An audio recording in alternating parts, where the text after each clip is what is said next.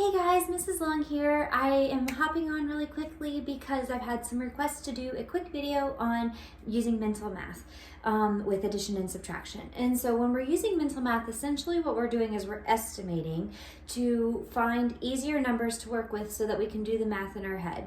This is a strategy or a tool that we can use to help us to check our answers to see if we have a correct answer, because our estimates should be close to our actual answer. And so if our actual answer and our estimates are close, then we can assume that we have a correct answer. The reason that this is helpful is sometimes when we're adding or subtracting, we forget to regroup. And then we'll get an answer that's way off from our estimate, and then we can evaluate, okay, why is my answer way off? Now, when we're estimating, basically all we're doing is rounding. And here's the thing, in your textbook, you'll see where it will say possible answer. This is a possible answer because you can round to different places. The key is you have to round to the same place in each number for the problem, okay? So I can't have my first number rounded to the nearest hundreds and my second number rounded to the nearest thousands. I have to be consistent across a single problem. But you can practice rounding to different place values.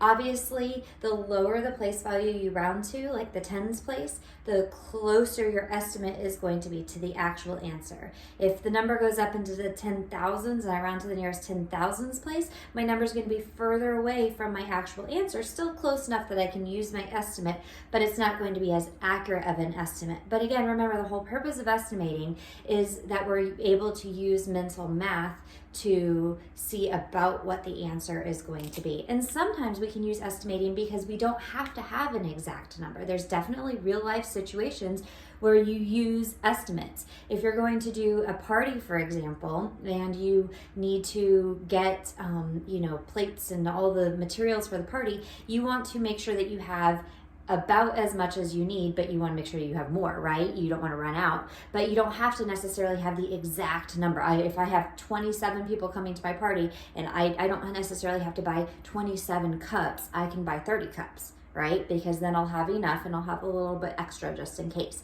So there are lots of real life situations where we use estimates, all right? A lot of time budgets are estimates. We figure out about how much money we think stuff is going to cost, and then when we go, we actually see how much it costs.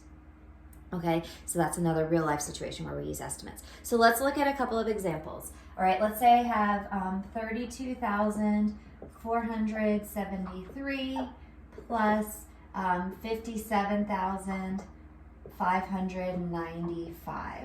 Okay, I have to solve this problem, but it asks me to give an estimate and use mental math. Now, if I'm trying to use, again, mental math, I'm going to go for the easiest thing to add, which is going to be rounding to the biggest place, the 10,000s place. So 32,000 is going, sorry, I have a glare, guys. 32,000, let me move this down. Sorry about that. All right, let me try here.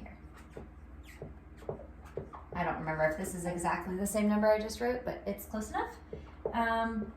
57,595.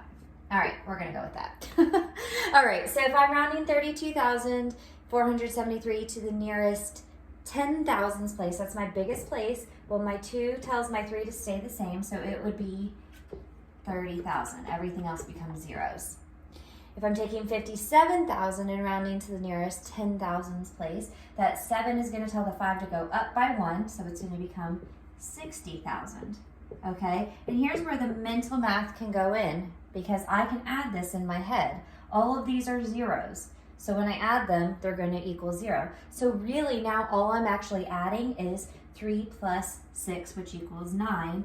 Everything else becomes zeros. All right, so that's really all there is when it comes to estimating. I am just rounding. Now you can round to any place. I could do this differently. I could round to the nearest thousands place, okay? So my 4 tells my 2 to stay the same, so this would be 32,000. 5 tells the 7 to go up by 1, so this would be 58,000. All right, this is a little bit harder to do in my head because I have addition and I noticed that I'm gonna also do some regrouping. but it's still a pretty quick problem to solve because I still have lots of zeros. I know that 2 plus 8 is 10, regroup my 1 plus 3 is 4, plus 5 more is 9. So 90,000 is my estimate, okay? So again, when you're doing estimation, you can round to different places, but you can't round to different places in the same number. Like for example, I couldn't say, well, I want to do 32,000 for the first one, and 57,000 is close to 60,000, okay? This is going to give me an inaccurate estimate because I didn't round to the same place. I have to round my numbers to the same place value. So whatever place value you pick to round to, that's how you're going to determine what to round the other numbers to. And it's the same thing for subtraction. You're still rounding the numbers. You're picking a place value and rounding to that place. Now, on quizzes and tests, when it's multiple choice, for example, if you have a select all question, it might say to select all of the estimates for this number, for this answer. So I would maybe round to the nearest 10,000s place, the nearest thousands place, the nearest hundreds place, and the nearest tens place to see if those answer choices are there, okay?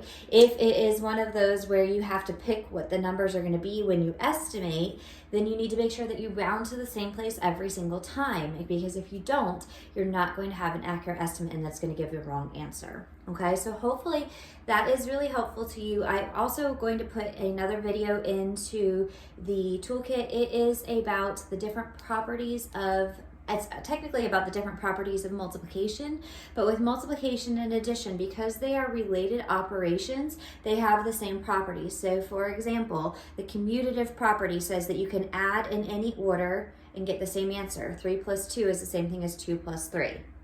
All right, that's the same thing for multiplication. The commutative property of multiplication says you can multiply in any order and get the same answer. 3 times 2 is the same thing as 2 times 3.